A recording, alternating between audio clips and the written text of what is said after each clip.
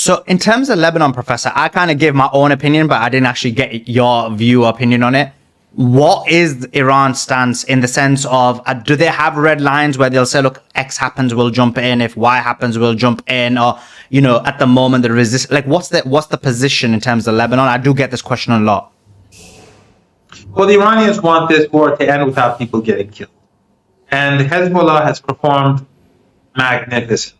And we have to keep in mind that the Prime Minister and the President of Lebanon, installed by the Americans, that they are working with the enemy in Syria. Al-Qaeda, Jolani is working with the Americans and Israelis, shutting the border to prevent Iranian aid from getting into Lebanon. So Hezbollah is doing an extraordinary job despite all this. However, what Iran's leverage is twofold.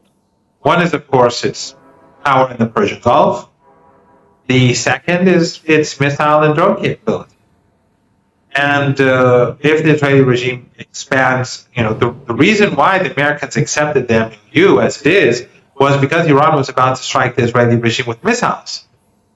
So obviously Iran can do a lot of hurt to the Israeli regime if a war starts. And Iran right now is building missiles and drones day and night. So Iran has significantly more missiles than it did back then. It has a huge arsenal. But now it's even bigger. So Iran can hit Israel day and night for as long as it needs. That is one capability that it has. The second is, of course, the Strait of Hormuz. If the Americans want to normalize trade, if they want to remove their troops from the region, if they want to be able to focus on other global issues or to have a better chance to recover, to prevent their economy from going downhill, then they have to abide by their commitments within the MOU. If not, then the pressure continues, and as long as the Israeli regime is in Lebanon. So there are peaceful ways of getting this done. That's preferable. We don't want to see anyone die, get murdered, get martyred in Lebanon. And there are non-peaceful ways to get this done. But in any case, it's war. And in war, we're dealing with a very powerful enemy and a very sinister enemy. And no one is on our side. No. You don't see any of these Islamic... even Turkey, despite all the threats, it has not contributed to the resistance. It's done the opposite. And it continues to transport oil from Baku to the Israeli regime, despite all the threats made by the Israelis. If Turkey alone had just shut down the embassy and ended ties and ended trade and ended transporting goods and ended everything, all connections with the Israeli regime, that would have been a blow to the regime. Not a blow like what Hezbollah does or what Ansarullah does or anything like that, but it would have been a blow. So when Turkey doesn't do it, and then Jordan, of course, it hosts U.S. bases and it hosts U.S. assets, helps the Israeli regime deflect missiles or bring down drones, and then Egypt or Armenia and Azerbaijan, no one is on the side of the resistance. So it's Iran against NATO. We saw the head of NATO as he was licking Trump's boots. He admitted that NATO was helping the Americans wage its illegal war against Iran. So we're up against this huge coalition of regional countries and NATO countries. And when some people send me messages and saying, "Why didn't Iran do this and why didn't Iran do that?" What Iran has done already, in my opinion, is more like it's like David miraculous. Yeah. It's not normal. It's not based on normal calculations. This should not have happened. No doubt. And if you look at a lot of these countries that you're talking about, not only have they not done anything, you're seeing a huge amount of push in terms of sectarianism, a huge amount of push in terms of even supporting Israel over Iran, which is shocking, or trying to equivocate both of them. And so myself, look, I'm a Sunni Muslim. I'm very strict in my religion.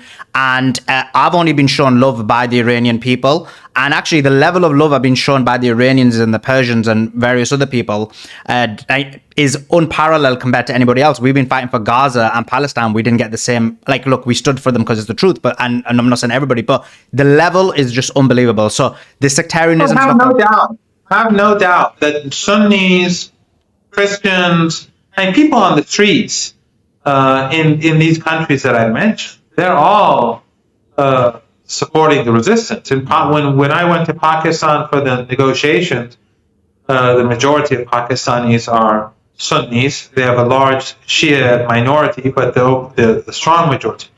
We were treated. I mean, I'm just an ordinary person. It was a delegation as representatives from Iran. We were treated as heroes in the hotel, on the streets, in the media center, wherever we went. The hearts and minds of people, and it's not just there. It's like many Americans, non-Muslim Americans, even though their country was waging, they were siding with Iran, and because they knew that Iran would end the resistance. So people across the world are seeing reality, but the problem is that these elites, they are a network of people who are, they work together. I mean, NATO,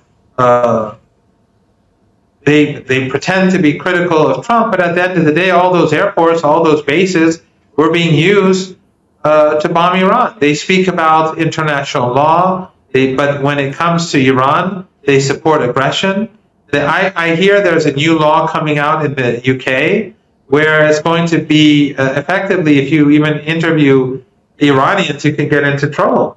I mean, it's so extraordinary how the clampdown on freedom is now so open in the West, but people are seeing right through it.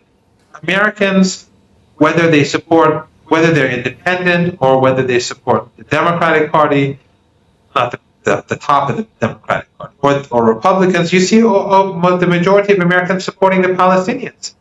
They see right through the propaganda. For decades, they've been trying to create hatred and hostility towards Arabs, towards Muslims, towards the Palestinians in particular. People see right through that. So it's not so much the people, it is those who are in power who try to push people towards hatred and division, but they don't have the sort of success that they had once upon a time. No doubt. And I didn't know about the law yet. I need to check that law out because I interview so many Iranians. We need to find out what the situation is there, including yourself as well. We're always honored to have you on. There was JD Vance. You should take a look. It's going very swiftly through the system. I don't want to create fear for you, but anyway. It is what it is. We'll something to look into. Yeah, something to look into. But we had JD Vance's statement yesterday. He was on the Michael Knowles show. Remind me to send you a link so you can see it for yourself, and then I will. Thank you so much. So JD Vance was on the Michael Knowles show, which is obviously Zionist media. But what he suggested was that the reason for the MOU is to just refill their oil supplies, their stocks, because they are at critical levels. I have a number of economists, financial experts on here. Chris Martinson, as an example, was telling me they've only got 17 million barrels left in the US. That's like days until it runs out. What's your thoughts, A, on his claim that he's just using the MOU to restock and then to attack Iran again? And B, what's your thoughts on the notion that maybe some were arguing, such as Professor Fawad Azadi and others, who said that maybe you should have kept it closed a bit longer because in 17 million barrels in a few days, they would be in trouble. Well, it's not just, their reserves are finishing, you're right, but also the Chinese have used, I think, hundreds of millions of barrels of their own reserves too during the past couple of months. But it just shows that what J.D. Vance is saying is that, look, we Americans, we're liar. As what's his name? The guy, the we lie, we cheat, we steal. What the He was the wrestler? former head of the CIA. Oh, What? the former head of the CIA. I'm not sure. Pompeo. Pompeo said we lie, we cheat, we steal. Basically, what Vance, who pretends to be some religious Catholic, of course, he's obviously not religious, if he's to be honest. Basically, he's saying we're lying, we're cheating, we're stealing. Basically, he's saying that the MOU is fake, that it's all deceit, it's all a lie, and that we are, whenever we can, we'll stab them in the back again. But the Iranians are not naive. If they're going to rearm themselves, the Iranians have already done that. If they're going to prepare themselves, the Iranians have already done that. If they go back to war against Iran, have no doubt they're not going to win that war. They will lose that war, and it will be worse than last time round. So, but it just shows that the United States is a regime that no one should trust. No one should have any faith in. No one should, expect that the United States would be honest about anything. They're open about their dishonesty and deceit. Yeah, that's what's unique about this regime compared to the previous American administrations. They're just honest about their deception. The others weren't as honest. Oh, yes. I mean, it's not as if the previous ones were really any bad. This one is just more open about their sinister behavior. So the Europeans have said today that they have accepted, according to some reports, that Iran will be charging a fee or a toll on the Strait of Hormuz. So it seems like the Europeans are accepting it. Many countries are opening up to the idea. It only seems like the United States of America who are trying to do last-ditch efforts to try and change the situation. What's your understanding of the European countries' change of track on this? Well, again, this goes back to all that Western media propaganda. One day they're saying Iran is giving up the Strait of Hormuz. The next day they're saying the Europeans are going to agree. Well, what is it? Which one is it? At the end of the day, the point is that Iran is going to charge fees and it's going to control the strait. Does Iran want to charge fees in a way to wreck business? No, because it's in Iran's business. It's in Iran's interest to make sure that the Strait of Hormuz has lots of traffic, that a lot of wealth is produced in the Persian Gulf region, that the countries in the Persian Gulf benefit from the oil and the gas and the natural resources that they have, or whatever it is that they produce. And so it's not going to be some unreasonable fee, but there is going to be a fee. So there was a report yesterday that came out, and again, I'm not sure about these reports, and so I want your thoughts on this. It was claimed that Saudi Arabia, MBS, essentially had become disenfranchised with the war, basically wanted US to no longer be part of the war, wanted a peace deal at the end.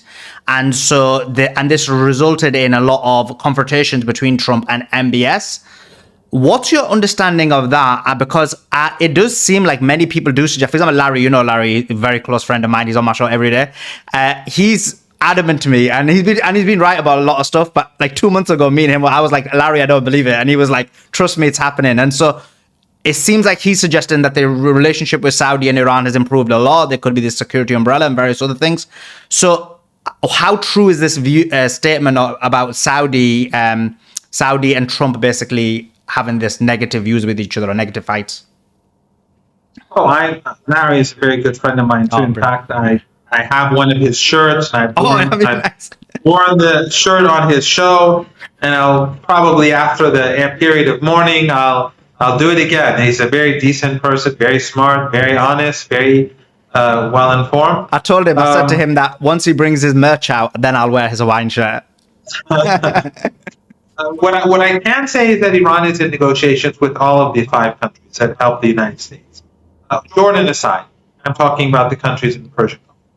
And they're having one-on-one negotiations. And there have been progress.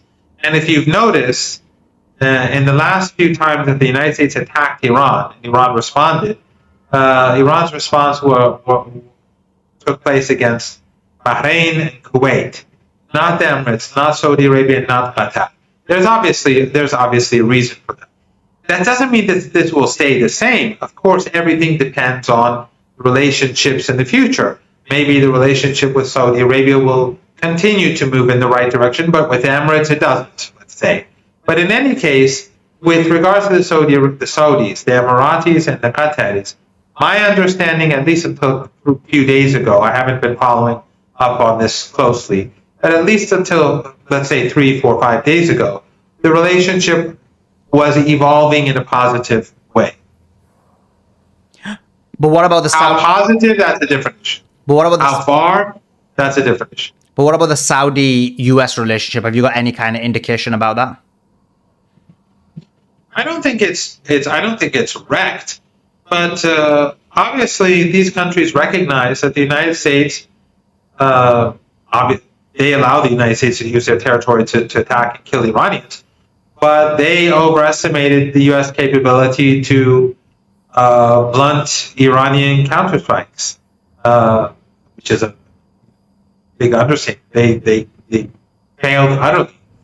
And so the United States has not given them the sort of protection that they thought was being given. They don't have that ability. And also, U.S. weapon systems are obviously not nearly as good as the Americans claim them to be. So I think probably the Saudis are thinking of alternatives, but we have to keep in mind that these countries have been proxies of the United States for decades, and it's not easy at all to convince them to move in a different direction. The Iranians don't have a problem with countries having good relations with the United States. They just don't want them to become proxies of the United States, or their territory to be used by the United States against third parties, or to assist the United States to destroy the Palestinian cause, or to attack or to undermine Syria with ISIS and Al-Qaeda, or to destroy Yemen, or to destroy Iraq, or so on, or to attack Iran. Last question. Does that not limit Iran in response? And what I mean by that is, you mentioned that they've specifically been targeting Bahrain and Kuwait as a response. And I'm a big believer that part of the reason why Trump's, other than not having the military capability, is, and it's been proven today, huge amount of Trump wealth has come from the Gulf states, and I always said there was a lot of hidden money, and I don't even think that's I don't even think that's all of it. That's just the stuff we know about in terms of his Trump coin, in terms of his crypto organization, and I do think he's got a lot of secret wealth in the Gulf, which stopped him from letting them get destroyed, and that's why he didn't destroy Iran's infrastructure or try to target Iran's infrastructure. And so does this not limit Iran in the sense of, if they're moving negotiations so well with the Saudis, with the UAE, with Qatar, that if Trump attacks, he knows, well, Iran's only going to limit the response to Bahrain and Kuwait because they haven't good relations with these other countries? Well, that's always the case. Early on in our conversation, as I said, for example, when the Strait of Hormuz is closed, friendly countries that are friendly to Iran, or at least that don't hold hostility, they are hurt. Iran does not want countries across the world to come to blame Iran. Everyone blames the United States and the Israeli regime, and Iran wants to keep it that way. So there are certain limitations you have with the Strait of Hormuz. With regards to striking back, there are limitations. But then again, if Saudi Arabia or the Emirates does something against Iran, then the calculations would change. But at the end of the day, Iran didn't want this war. Iran never started war against any of these countries. It was these countries that helped the United States. If they change their policies, they're honest about it, and they no longer wish to harm Iran, then our calculations towards these countries will change.